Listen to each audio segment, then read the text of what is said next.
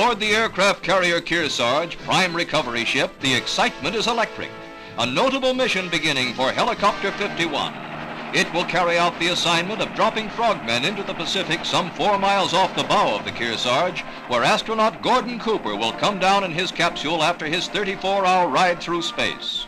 There, in the center of the screen, you can now see the Fate 7 capsule dangling gently from the 63-foot parachute, solid and intact after the scorching re-entry, during which Cooper proved his mastery over the machine by bringing it back with a flawless job of manual guidance. He hits the bullseye, inside the pre-planned ballpark, the finest job of marksmanship in the history of manned spaceflight. The chopper carries out its assignment, the climactic moment of the big recovery operation for which the men of the Kearsarge had been trained. Frogmen are dropped into the 5-foot waves to fasten a flotation collar to the capsule. A whaleboat from the Kearsarge will attach a cable and tow it alongside the carrier, which is sped to the impact site. Cooper later describes the rap of a helicopter's frogman on his capsule door as like a handshake from home. And here, as the capsule is lifted onto the hangar deck, is the historic scene which will be remembered for all time by the men of the Kearsarge. Safely aboard, and now Cooper blows off the hatch.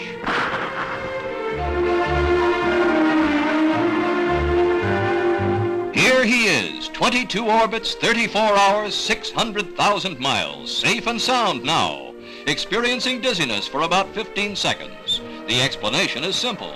Weightlessness is somewhat similar to lying quietly in bed. It causes a pooling of blood in feet and legs and a lessening of blood supply to the brain. Cooper lost 7 pounds. He is dehydrated and quickly drinks 4 glasses of pineapple juice. Cooper says he found the weightlessness quite enjoyable, a typical remark from this man who has been called by his friends a human computer. A 2-hour medical examination discloses nothing more than the temporary weight loss.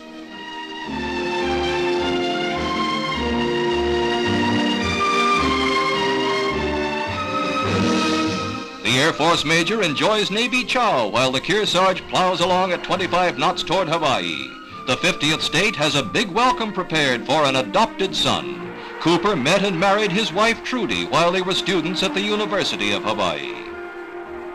Mrs. Cooper and teenage daughters Kamala and Janita now personally greet their own very special hero as he leaves the helicopter which flew him in from the Kearsarge just offshore.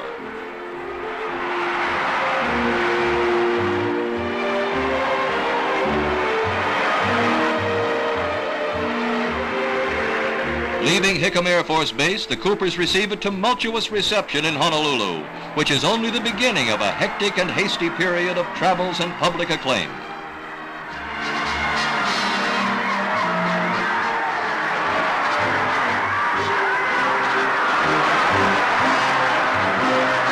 Ahead is the tribute in Washington, the ticker tape reception in New York. But first, the Coopers will happily return to the place the astronauts call their home away from home. And so, from Honolulu to Patrick Air Force Base in Florida, a jetliner bringing them in an hour earlier than scheduled. But the well-wishers also got there early, and here begins the reception perhaps closest to the heart of astronaut Cooper.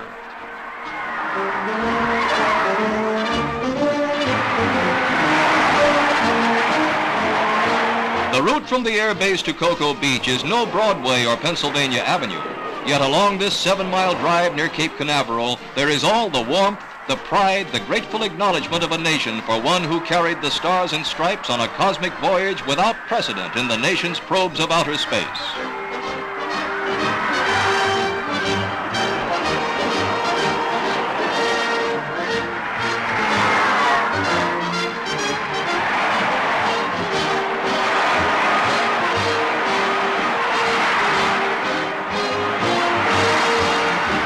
Then astronaut Cooper meets the press in an auditorium packed with newsmen from around the world who had watched him blast off 4 days earlier. He is to tell orbit by orbit how he performed his various experiments, how he glided his spacecraft manually back to Earth. He is asked whether he was impressed with his mission. Was he concerned with his personal safety? Well, I waited quite a long while for this flight, and I was very impressed with it. I think anybody that goes up on a space flight and says they aren't impressed, there must be something wrong with them. But I was not overly concerned for my safety. I had every confidence that I could get it back fine. The thing was routine only in that we had checked and double-checked, and all our engineers and all the McDonnell people had done a real great job on this capsule, and it was in good shape, and all the systems worked beautifully. And it made it rather a routine flight. It was routine in that respect that it worked just like advertised. The Cooper story is the American story. A man and his family accepting success with prayerful thanks, dedicating this shining hour to all who worked for his safe return.